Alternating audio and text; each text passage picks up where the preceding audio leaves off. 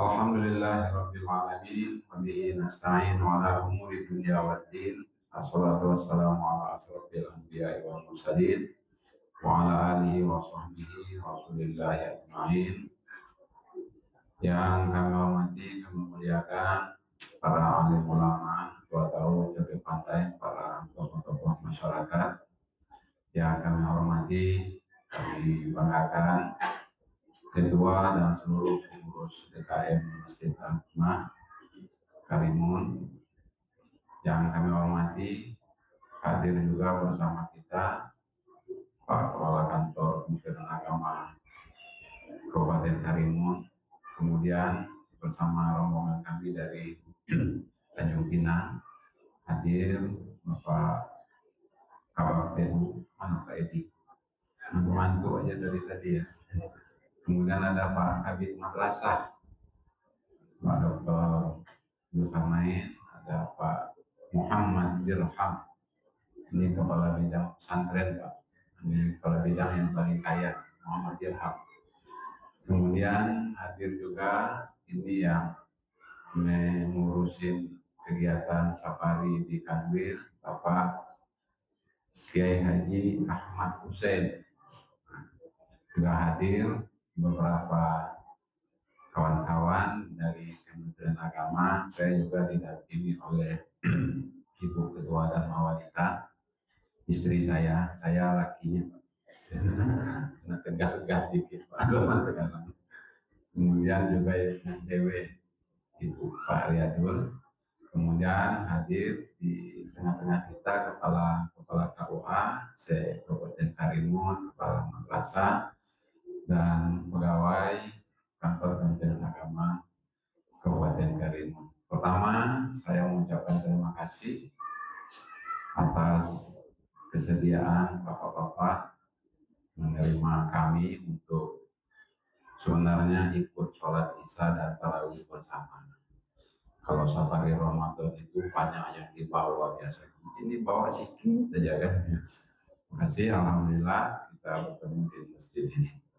Para junjungan kita Nabi Muhammad SAW, mari kita menyampaikan salawat dan salam. Allahumma sholli ala sayyidina Muhammad wa ala ali sayyidina Muhammad. Bapak Ibu hadirin yang kami hormati, dalam Al-Quran Allah Subhanahu wa Ta'ala memberitahukan kepada kita, wa ma khalaqtul jinna wal insa illa liya'budun.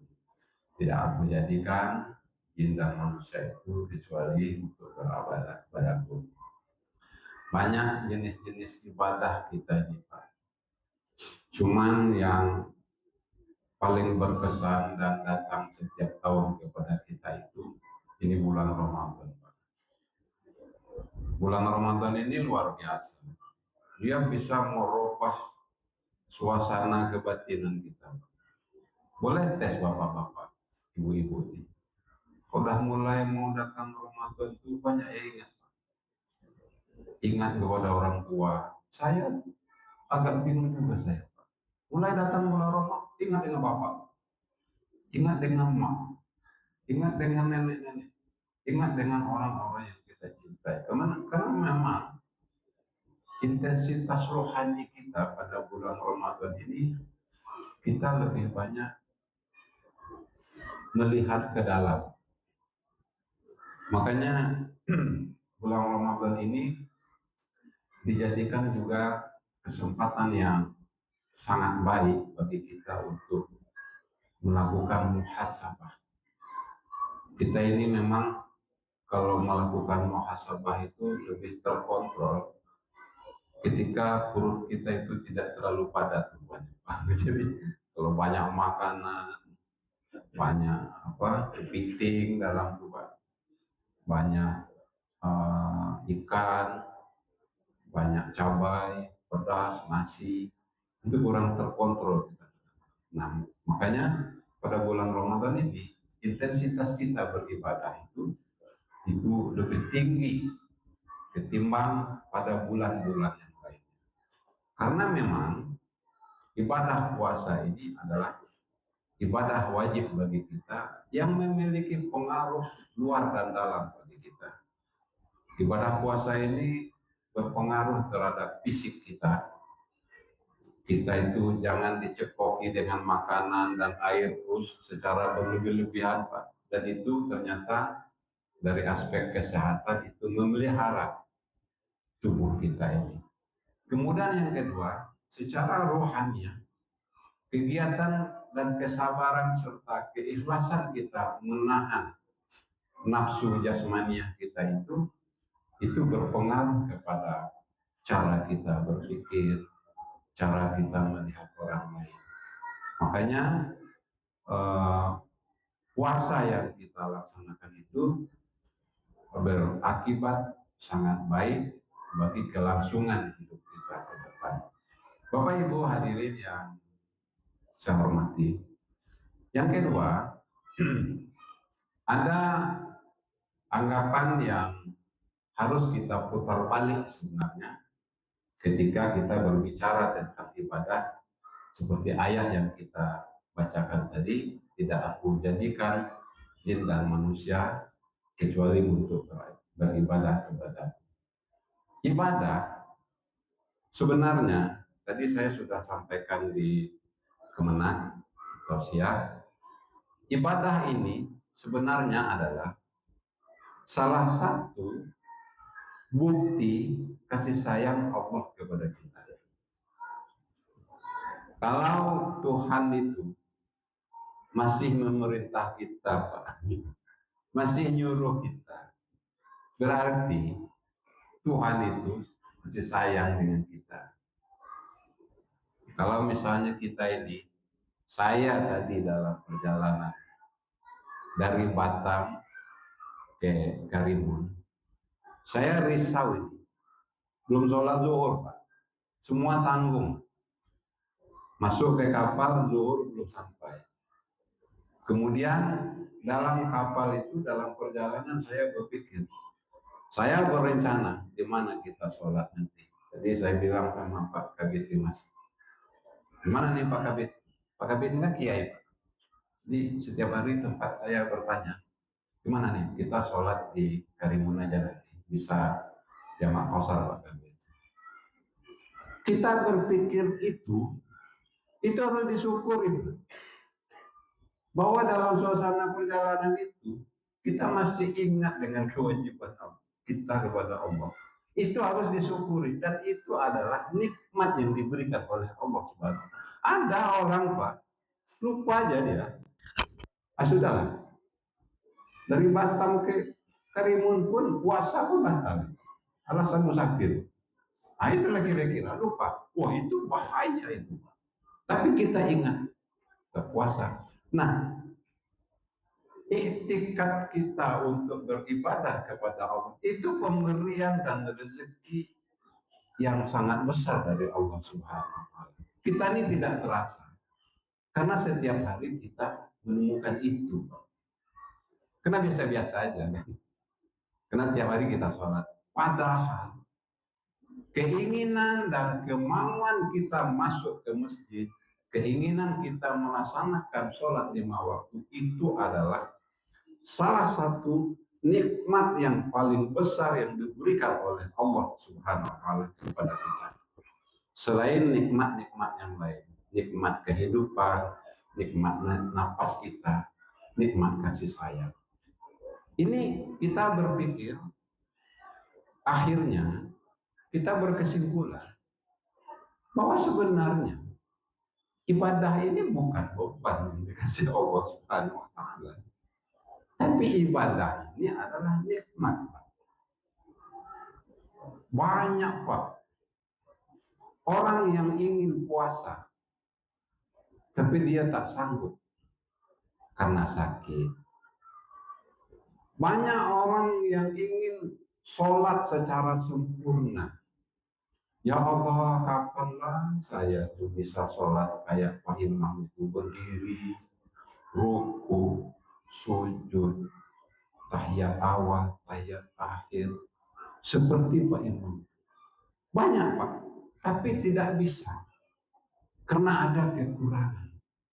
Mungkin karena sakit. Yang lebih parah itu kan orang tak mau sholat karena tak ada alasan.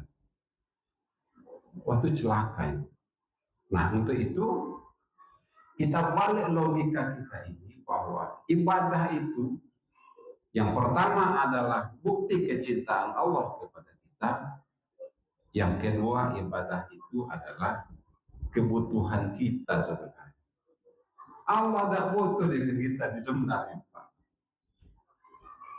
Dalam satu hadis qudsi itu disampaikan, sekiranya semua manusia itu beribadah, berbuat baik kepadaku, berbuat baik kepada sama manusia, berbuat baik kepada alam, sebagaimana kebaikan orang-orang terdahulu, itu tidak menambah kemuliaan Allah.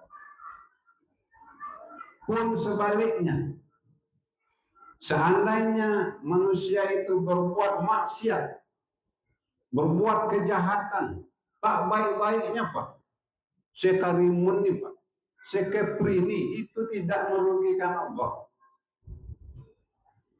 Makanya dalam Al-Quran itu dikatakan, wa man yaskur fa inna ma yaskur li nafsih wa man kafara fa inna Allaha ghaniyyun hamid. Barang siapa yang bersyukur kepadaku, sesungguhnya dia bersyukur untuk dirinya. Ingat itu. Jadi jangan dikira Allah itu maksa-maksa kita untuk beribadah nih, Allah ngambil keuntungan dalam itu. Oh, tidak seperti kita nih. Tidak ada keuntungan Allah. Nak jahat, nak baik kita nih. Tapi inilah kasih sayang Allah. Termasuk puasa nih Pak. Lalu aja dengan santai. Apa kabar Pak? Sehat. Jam berapa sahur? Saya keduluan sahur tadi malam. Jam saya salah. Jauh dari masjid tak dengar. Jam 3 saya udah sahur. Jadi gimana? Laparlah saya ini. Beda lapar saya dengan engkau ini. Biasa, ikuti aja. Sambil berzikir. Ya kan, tidak bisa Pak. Kita ini banyak keluhan. Karena hidup berjalan terus. Nah, ini teori bagaimana kita menjalani salah satu jalan supaya kita ikhlas beribadah kepada Allah. Anggap ibadah itu nikmat. Ibadah itu adalah kasih sayang. Oh, kalau Tuhan tak perintah kita lagi Pak, samalah kita di rumah. Kita punya anak 5 Pak. Yang nomor 2 di tengah-tengah tuh udah keluar Pak. Mau balik jam 2 kita tak tanya. Mau dia subuh kita tak tanya. Mau dia sholat, mau puasa kita tak tanya. Oh, berarti kita tak sayang lagi dengan anak Pak. Nah, begitulah kira-kira psikologi secara rohaniah kita menerima perintah-perintah Allah. Terimalah perintah Allah itu dengan ikhlas dan kerjakan semampunya. Tak sanggup sholat berdiri, duduk. Tak sanggup duduk, baring. Tak sanggup juga gitu pakai kode mata. Kita sedang rukuk mungkin hitungan kita. Begitulah, tidak ada Tuhan itu memaksa harus seperti itu. Nah ini berbahagialah beragama ini Pak.